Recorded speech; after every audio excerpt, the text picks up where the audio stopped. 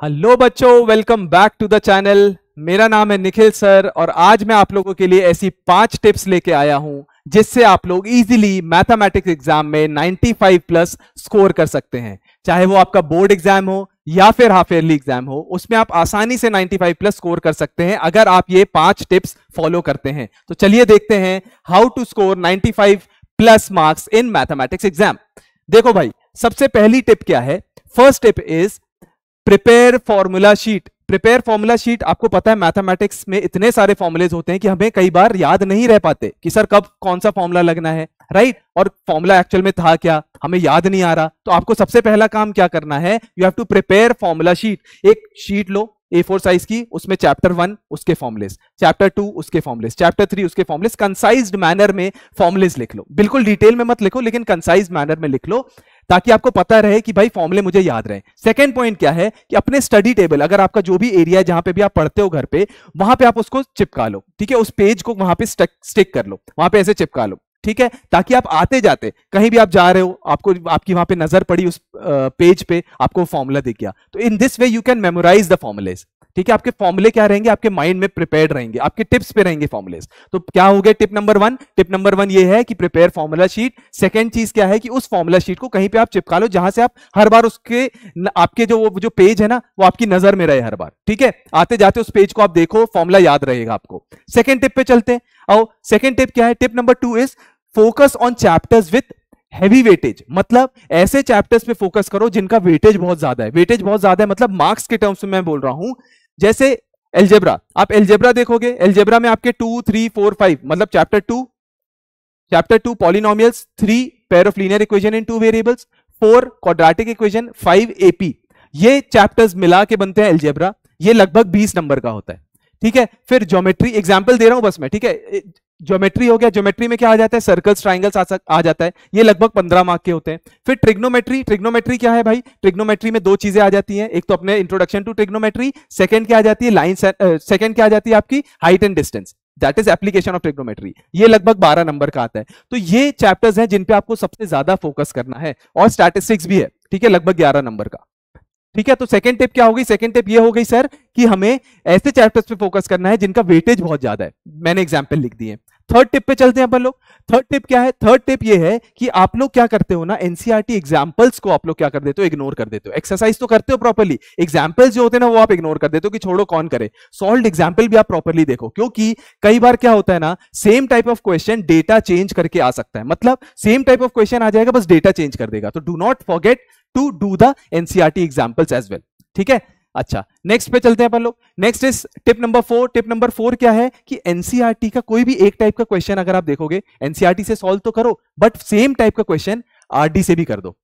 Same type के question RD से भी कर दो। और कितने क्वेश्चन करने हैं हमें? 4 से 5 क्वेश्चन करने हैं, ठीक है? मैंने क्या बोला, ध्यान से सुनना।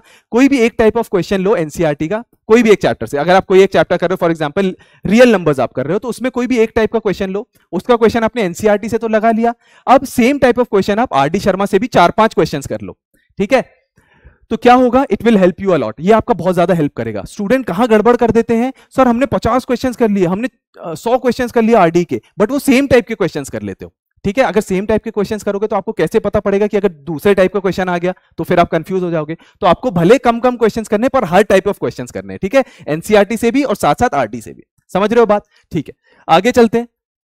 फिफ्थ टिप है। फिफ्थ टिप क्या है कि भाई हमें पीवाईक्यूज लगाने हैं। पीवाईक्यूज मतलब previous year questions. Previous year questions करना मत भूलना, मतलब वो चीज तुम्हें भूलनी नहीं है, क्योंकि किसी भी एग्जाम में, for that matter, not only board, कोई भी एग्जाम में आगे फ्यूचर में तुम अगर एग्जाम दोगे तो याद रखना ये मेरी बात, पीवाईक्यूज लगाना मत भूलना, क्योंकि तुम्हें पता चले कि भाई क्या पैटर्न आ रहा है, क्या पूछा जाता है क्वेश्चन में, क्या पूछा जाता है एग्जाम में, ठीक है? कम से कम, ध्यान से सुनना, कम से कम लास्ट 5 इयर्स के पीवाईक्यूज आपको करने हैं एग्जाम से पहले, जब आपका बोर्ड एग्जाम होगा। अभी तो चलो हाफ ईयरली में भी देख लो, बट जब बोर्ड एग्जाम होगा तो उसके लिए भी ध्यान रखना ये tip. It is very very useful for you for the board exams, कि जैसे ही बोर्ड एग्जाम्स आए तो उससे पहले जनवरी तक लगभग आपको कम से कम 5 साल के प्रीवियस ईयर क्वेश्चंस लगा लेने हैं, ताकि आपको पता रहे कि अगर तुम जंग लड़ने जा रहे हो तो तुम्हें पता तो रहे कि भाई दुश्मन है कैसा, उसकी पता तो रहेगी प्लस और माइनस क्या है। सेम चीज आपको ऐसे रिलेट करनी है कि अगर आप बोर्ड एग्जाम लिखने जा रहे हो तो आपको पता तो रहेगी कैसे क्वेश्चंस पूछने वाले हैं। पता ही नहीं, आप ऐसे चले गए तो फिर तो हारोगे ही हारोगे, ठीक है? तो ध्यान रखना।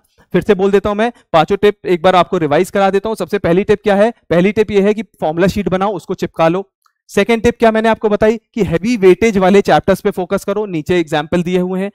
थर्ड टिप क्या है कि एनसीईआरटी एग्जांपल्स भी सॉल्व करो, क्योंकि NCERT examples as it is आ जाते हैं डेटा चेंज करके, इग्नोर मत करना उनको। फोर्थ टिप क्या है कि एनसीईआरटी के जो सेम टाइप ऑफ क्वेश्चन है उसके 4-5 क्वेश्चन आप आरडी से भी लगा लो। बहुत ज्यादा आपको नहीं करना आरडी भी कर लूं, आरएस भी कर लूं, बहुत सारी बुक्स कर लूं, नो, लिमिटेड बुक्स रखो, उससे भी आप अच्छा खासा स्कोर कर सकते हो। फिर टिप नंबर 5 मैंने क्या बोला, प्रीवियस ईयर क्वेश्चन लगाना मत भूलना, ठीक है। तो ये टिप्स है 5 टिप्स। अब मैं आपको एक बोनस टिप भी देता हूं। बोनस टिप क्या है? बोनस टिप ये है कि हम 1-2 घंटे स्ट्रेच में बैठे पढ़ने के लिए। अब टॉपर्स के हम लोग इंटरव्यू देखते हैं कि वो 5-5 6-6 घंटे पढ़ते थे, तो आप भी बैठ के पढ़ने का कोशिश करते हो कि सर मैं भी 5-5 6-6 घंटे पढ़ूंगा लगातार एक स्ट्रेच में।